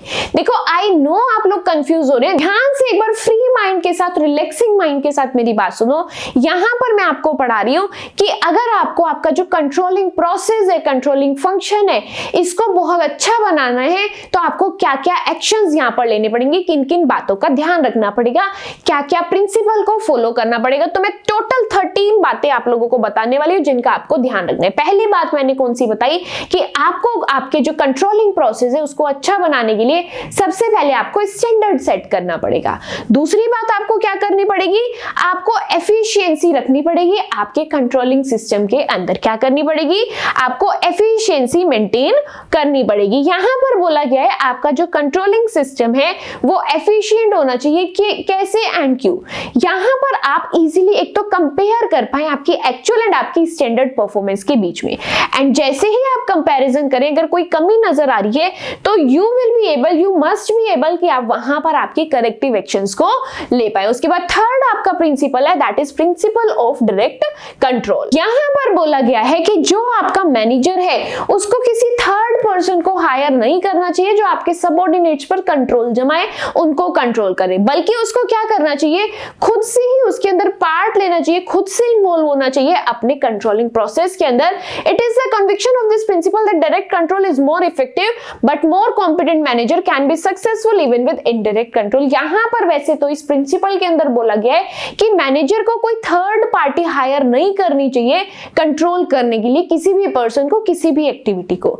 लेकिन दूसरी तरफ ये जो प्रिंसिपल है क्या कहता है, वैसे अगर देखा जाए कि अगर आप आपके ऑर्गेनाइजेशन को ज्यादा सक्सेसफुल बनाना चाहते हैं, कंट्रोलिंग को ज्यादा सक्सेसफुल बनाना चाहते हैं, तो आपको वहां पर मोर कॉम्पिटेंट पर्सन चाहिए and more competent person can be the third party also. ये आपका है थर्ड प्रिंसिपल। फोर्थ प्रिंसिपल की तरफ चलते हैं। यहां पर प्रिंसिपल ऑफ फ्लेक्सिबिलिटी की बात कर रहे हैं। यहां पर बोला गया जो आपका कंट्रोल सिस्टम है वो कैसा होना चाहिए, फ्लेक्सिबल होना चाहिए, कि कोई भी अगर किसी भी सिचुएशन में चेंज आ रहा है तो आपका कंट्रोलिंग सिस्टम उस चेंजेस को इजीली अडॉप्ट कर पाए, इजीली एक्सेप्ट कर पाए। नेक्स्ट प्रिंसिपल की बात करते हैं, that is principle of assurance of objectives. यहां पर बोला गया है कंट्रोलिंग प्रोसेस को स्टार्ट करने से पहले आपको इस बात का ध्यान रखना है कि जो ऑब्जेक्टिव आपके सेट हुए वो ऑब्जेक्टिव आपके अचीवेबल होने चाहिए। तभी जब आप कंट्रोलिंग प्रोसेस के अंदर चल रहे थे आपको कुछ कमियां नजर आ रही हैं, आप करेक्टिव एक्शंस तभी लेंगे जब आप इस बात की एश्योरिटी ले रहे हैं कि हाँ ये जो स्टैंडर्ड सेट किए थे ये अचीवेबल स्टैंडर्ड्स है। पॉइंट क्लियर है। नेक्स्ट है यहाँ पर principle of reflection of plans. यहां पर बोला गया जो आपका कंट्रोलिंग प्रोसेस है, जो आपका कंट्रोलिंग है वो किसका रिफ्लेक्शन है, आपके प्लान्स का। अगर आपके प्लान सिंपल है तो आपको समझना है कि आप इनको इजीली अचीव कर सकते हैं। नेक्स्ट प्रिंसिपल है आपका principle of responsibility of control. यहां पर बोला गया है जो रिस्पॉन्सिबिलिटी है कंट्रोलिंग की वो उसके हाथ में होनी चाहिए जिसके हाथ में प्लान बनाना था। यहां पर बोला गया है जो रिस्पॉन्सिबिलिटी है कंट्रोल की वो मैनेजर्स के हाथ में होनी चाहिए, जो किसके लिए रिस्पॉन्सिबल था, हमारे पर्टिकुलर प्लान को बनाने के लिए था। एग्जाम्पल की बात करें, जो मेरे सेल्स डिपार्टमेंट का हेड है वो क्या करता है, प्लान बनाता है अपने डिपार्टमेंट के लिए, तो वो उसी की रिस्पॉन्सिबिलिटी है कि उसको कैसे वहां के एम्प्लॉय से काम को करवाना है। तो यहां पर क्या बोलोगे, जिसके हाथ में प्लान उसी के हाथ में रिस्पॉन्सिबिलिटी होनी चाहिए। कंट्रोलिंग की बात क्लियर है। नेक्स्ट प्रिंसिपल पर चलते हैं, which is principle of organisational suitability. यहां पर बोला गया कंट्रोलिंग सिस्टम को एफिशिएंट कंट्रोलिंग सिस्टम बनाने के लिए आपको आपकी ऑर्गेनाइजेशन के स्ट्रक्चर पर भी काम करना पड़ेगा। यहां पर रहते हुए हर एम्प्लॉय को, काम करने वाले हर एम्प्लॉय को पता होना चाहिए उसकी ऑर्गेनाइजेशन के अंदर इन्वॉल्व हर एम्प्लॉय के साथ उसका क्या रिलेशन है, क्या चीज कहां पर है, यानी कि उसको प्रॉपर नॉलेज होनी चाहिए अपने ऑर्गेनाइजेशनल स्ट्रक्चर की। नेक्स्ट पॉइंट है principle of critical point control. Critical point control के अंदर क्या बोला गया है, यहां पर बोला गया है जो मैनेजर है वो छोटी छोटी गलतियों को छोड़ करके की रिजल्ट एरियाज पर फोकस करे, जिन चीजों पर हमारी ऑर्गेनाइजेशन की सक्सेस डिपेंड है। नेक्स्ट यहां पर आपका प्रिंसिपल है principle of exception. Easy and simple सा है। यहां पर क्या बोला गया है कि एक मैनेजर को क्या करना चाहिए, जो एक्सेप्शनल चीजें आपकी ऑर्गेनाइजेशन के अंदर हो रही है उन चीजों पर, उन डेविएशंस पर ज्यादा ध्यान देने की जरूरत है। अब वो चीजें एक्सेप्शनली गुड भी हो सकती है एंड एक्सेप्शनली बैड भी हो सकती है। लाइक तुरंत मैनेजर को पता चलता है कि हमारी ऑर्गेनाइजेशन के अंदर तुरंत से ही 3% से बैड डेट्स बढ़ गए हैं, तो तुरंत हमारे मैनेजर की आंखें खुलेंगी कि ऐसा कैसे हुआ कि 3% से बैड डेट्स इंक्रीज हुए। या फिर हो सकता है कि हमारे डेली हर मंथ क्या होते थे, 10% बैड डेट्स होते थे, लेकिन तुरंत क्या होता है यहाँ पर 10% से बैड डेट्स कम हो रहे हैं। अब माइंड के अंदर कंफ्यूजन होगी, जो हमारा principal of critical point of control है एंड जो हमारा प्रिंसिपल ऑफ एक्सेप्शन है ये दोनों सिमिलर है। नहीं, दोनों सिमिलर नहीं है। जो मेरा क्रिटिकल पॉइंट कंट्रोल वाला प्रिंसिपल है ये की रिजल्ट एरियाज पर फोकस करता है, वेयर एज जो आपका एक्सेप्शनल प्रिंसिपल है ये आपके करेक्टिव एक्शंस पर ध्यान देता है। पॉइंट क्लियर है। नेक्स्ट प्रिंसिपल है आप लोगों का प्रिंसिपल ऑफ फ्यूचर कंट्रोल। इस प्रिंसिपल के अंदर बोला जाता है कि जब भी आप लोग आपके प्लान्स एंड आपकी एक्चुअल परफॉर्मेंस को कंपेयर करते हैं और आपको वहां पर कोई कमी नजर आ रही है तो वहां पर उस कमी को दूर करने के लिए आप कुछ करेक्टिव एक्शंस लेते हैं। एंड जब वो करेक्टिव एक्शंस लेते हैं तो आप क्या सोच कर लेते हैं, ये कि आपको आने वाले फ्यूचर में, आने वाले टाइम के अंदर इन दिक्कतों का सामना करना ना पड़े। नेक्स्ट प्रिंसिपल यहाँ पर कौन सा है, principle of individuality of control. इस प्रिंसिपल के अंदर क्या बोला गया है, जो कंट्रोल के मेथड है या फिर जो इंफॉर्मेशन है वो क्लियर होनी चाहिए ताकि जो मैनेजर है आसानी से समझ सके किसी भी चीज को, किसी भी बात को, किसी भी पॉइंट को इंडिविजुअली, एंड यहाँ पर क्या कर सके, इंप्लीमेंट कर सके करेक्टिव एक्शंस को। इन दिस प्रिंसिपल ज्यादा स्ट्रेस किस चीज पर दिया जाता है, इंडिविजुअली अंडरस्टैंडिंग पर दिया जाता है ताकि हर छोटी छोटी चीज पर वो ध्यान रखे, जहां पर भी कोई गड़बड़ होनी स्टार्ट हो जाए वहां पर वो क्या कर सके, उन करेक्टिव एक्शंस को ले सके। नेक्स्ट है आप लोगों का प्रिंसिपल ऑफ एक्शन। इस प्रिंसिपल के अकॉर्डिंग क्या बोला गया है, यहां पर कंट्रोलिंग के अंदर आपके एक्शंस की इंपॉर्टेंस को बताया गया है, जिसका मतलब क्या है, अगर करेक्टिव एक्शंस नहीं लिए जाएंगे आपके डेविएशंस डेफिनेशंस पता होने के बाद भी control will be rendered meaningless. यहां पर बोला जाएगा कि अगर आपको आपके डेविएशंस, आपकी कमियां पता चल रही है और आप वहां एक्शंस नहीं लोगे तो वहां पर आपकी कंट्रोलिंग का कोई भी मतलब नहीं है। इसीलिए बोला गया है कि कंट्रोलिंग के अंदर आपके एक्शंस का काफी ज्यादा इंपॉर्टेंस है। बात क्लियर है? तो ये थे आप लोगों के 13 प्रिंसिपल्स। आई होप बहुत अच्छे से समझ आए हैं, बहुत अच्छे से क्लियर है। क्विकली रिवाइज करेंगे हमारे 13 प्रिंसिपल को। फर्स्ट प्रिंसिपल यहां पर हम लोगों ने क्या पढ़ा? फर्स्ट था यहां पर principle of standard. First principle क्या था आपका? Principle of standard. यहां पर बोला गया अगर आप आपके कंट्रोलिंग सिस्टम को एफिशिएंट बनाना चाहते हैं तो सबसे पहले आपके पास क्या होने चाहिए? आपके स्टैंडर्ड्स। उसके बाद आपको क्या होनी चाहिए?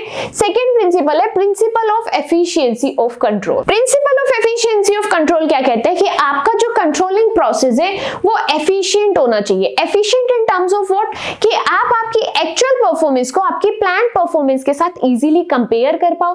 कोई भी डेविएशंस नजर आ रहे हैं तो वहां पर आप लोग आपके करेक्टिव एक्शंस को ले पाओ।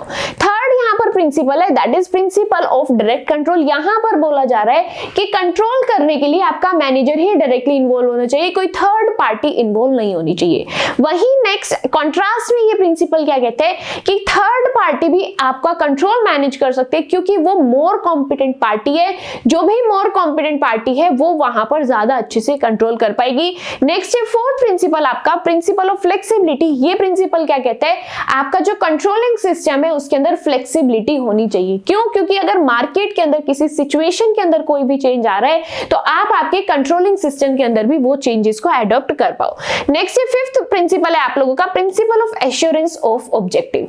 यहां पर क्या देखना है कि आप कंट्रोल करने से पहले इस बात का ध्यान रखेंगे कि जो आपने स्टैंडर्ड सेट किया, जो आपने प्लान सेट किया, ऑब्जेक्टिव सेट किया है वो आपका अचीवेबल होना चाहिए, जो आप इजीली अचीव कर पाओ। नेक्स्ट है आप लोगों का principle of reflection of plan. ये कहता है कि आपका जो कंट्रोलिंग सिस्टम है वो आपके प्लान्स का ही रिफ्लेक्शन है। अगर आपके प्लान्स इजी है, प्लान्स अचीवेबल है तो यानी कि आपकी कंट्रोलिंग भी इजी एंड अचीवेबल रहने वाली है। नेक्स्ट प्रिंसिपल है आप लोगों का principle of responsibility of control. इस प्रिंसिपल के अंदर क्या होता है? यहां पर जो मैनेजर होता है हर चीज को कीनली ऑब्जर्व करता है, इंडिविजुअली हर चीज को ऑब्जर्व करता है ताकि कहीं पर भी उसको कोई डेविएशन नजर आ रही है तो वो उस इंडिविजुअल फैक्टर को वहां पर रोक सके, उसके लिए करेक्टिव एक्शंस को ले सके। नेक्स्ट है आप लोगों का प्रिंसिपल ऑफ ऑर्गेनाइजेशनल सुटेबिलिटी। यहां पर बोला जा रहा है अगर आप आपके कंट्रोलिंग प्रोसेस को, कंट्रोलिंग सिस्टम को एफिशिएंट बनाना चाहते हैं तो सबसे पहले आपको आपके ऑर्गेनाइजेशनल स्ट्रक्चर पर काम करना होगा। वहां पर आपको हर एक चीज कम्युनिकेट करनी पड़ेगी, हर एक चीज सबको क्लियर करनी पड़ेगी, किस एम्प्लॉय का किसके साथ क्या रिलेशन है, कैसे उनको कम्युनिकेट करना है, हर एक चीज वहां पर क्लियर होनी चाहिए। नेक्स्ट है आप लोगों का principal of critical point control. इस प्रिंसिपल के अंदर बोला गया है कि मैनेजर को छोटी छोटी चीजों पर ध्यान देने की बजाय उन चीजों पर ध्यान देना चाहिए जिन चीजों पर आपकी ऑर्गेनाइजेशन की सक्सेस डिपेंड है। नेक्स्ट है आप लोगों का प्रिंसिपल ऑफ एक्सेप्शन। यहां पर इस प्रिंसिपल के अंदर बोला गया है कि एक मैनेजर को एक्सेप्शनल एक्टिविटीज पर ध्यान देना चाहिए जो आपकी ऑर्गेनाइजेशन के लिए या तो बहुत अच्छी हो गई है, दैट आर टू गुड, या फिर दैट आर टू बैड, जो बहुत ही बुरी है, जो एक्सेप्शनली आपके ऑर्गेनाइजेशन के अंदर हो रही है, उन चीजों पर एक मैनेजर को ध्यान देना चाहिए। नेक्स्ट आप लोगों का प्रिंसिपल है प्रिंसिपल ऑफ फ्यूचर कंट्रोल। यहां पर बोला गया है कि आप लोग आपकी ऑर्गेनाइजेशन के अंदर करेक्टिव एक्शंस इस पॉइंट ऑफ व्यू से लेंगे कि ये जो गलतियां अब हो रही है वो आने वाले टाइम में यानी कि आपके फ्यूचर में ये गलतियां रिपीट ना हो। नेक्स्ट प्रिंसिपल है आपका principle of individuality of control. आपकी हर एक सिंगल चीज पर इंडिविजुअली नोटिस किया जाता है, फोकस किया जाता है, जैसे ही वहां पर कोई गड़बड़ होती है उसके रिगार्डिंग आपकी करेक्टिव एक्शंस को लिया जाता है। लास्ट प्रिंसिपल है आप लोगों का प्रिंसिपल ऑफ एक्शंस। यहां पर आपके कंट्रोलिंग प्रोसेस के अंदर एक्शन की एसेंस को बताया गया है कि खाली डेविएशंस को पता लगाना ही काफी नहीं है, उन कमियों को दूर करने के लिए आपको कुछ इंपॉर्टेंट एक्शंस, करेक्टिव एक्शंस लेने पड़ेंगे जिससे कि आपका कंट्रोलिंग प्रोसेस एफिशिएंट बनेगा। तो ये थे आप लोगों के total 13 principles of controlling. I hope अच्छे से समझ आए एंड बहुत अच्छे से क्लियर है। इसी के साथ यहाँ पर हम लोगों ने हमारे कंट्रोलिंग का जो कॉन्सेप्ट था बहुत अच्छे से समझा है। हमारा ये जो कॉन्सेप्ट था इंटरेस्टिंग था एंड सिंपल था। हम लोगों ने इस वीडियो के अंदर क्या क्या कवर किया, हमारे कंट्रोलिंग का मीनिंग, उसके फीचर्स कह लो, कैरेक्टरिस्टिक्स कह लो या फिर नेचर कह लो। देन हम लोगों ने हमारा जो कंट्रोलिंग है उसके प्रोसेस के बारे में पढ़ा, उसकी लिमिटेशंस पढ़ी है। देन एट लास्ट हम लोगों ने कंट्रोलिंग के 13 प्रिंसिपल्स को कवर किया है। आई होप यहाँ पर पढ़ाई गई हर एक चीज आप लोगों को बहुत अच्छे से क्लियर है। स्टिल माइंड के अंदर कोई भी डाउट है आप लोग आपके डाउट्स को कमेंट सेक्शन के अंदर पूछ सकते हैं, ताकि वहां पर मैं आप लोगों के डाउट्स को सोल्व कर पाऊं और आपकी हर कंफ्यूजन को दूर कर पाऊं। स्क्रीन पर आप लोगों को कुछ क्वेश्चंस नजर आ रहे हैं, ये आप लोगों के क्वेश्चन पेपर से उठाए गए क्वेश्चन है जो आपके कंट्रोलिंग चैप्टर से पूछे गए। इन क्वेश्चन से आप लोग आइडिया लगा सकते हैं कि एग्जाम के अंदर आपके किस टाइप के क्वेश्चंस पूछे जाते हैं। ये जो क्वेश्चंस है आप लोगों को टेलीग्राम चैनल पर भी मिल जाएंगे, वहां पर मैं आप लोगों के साथ इस चैप्टर की, इस कॉन्सेप्ट की, इस टॉपिक के पीडीएफ शेयर करने वाली हूं। टेलीग्राम चैनल का लिंक डिस्क्रिप्शन बॉक्स में मिल जाएगा, लिंक को टैप करके आप लोग टेलीग्राम चैनल को ज्वाइन कर सकते हैं एंड ज्वाइन करके आप नोट्स को डाउनलोड करके कॉन्सेप्ट्स को अच्छे से रिवाइज कर सकते हैं एंड इन क्वेश्चंस को भी वहां से पिक कर सकते हैं एंड आपके एग्जाम्स के लिए प्रिपेयर कर सकते हैं।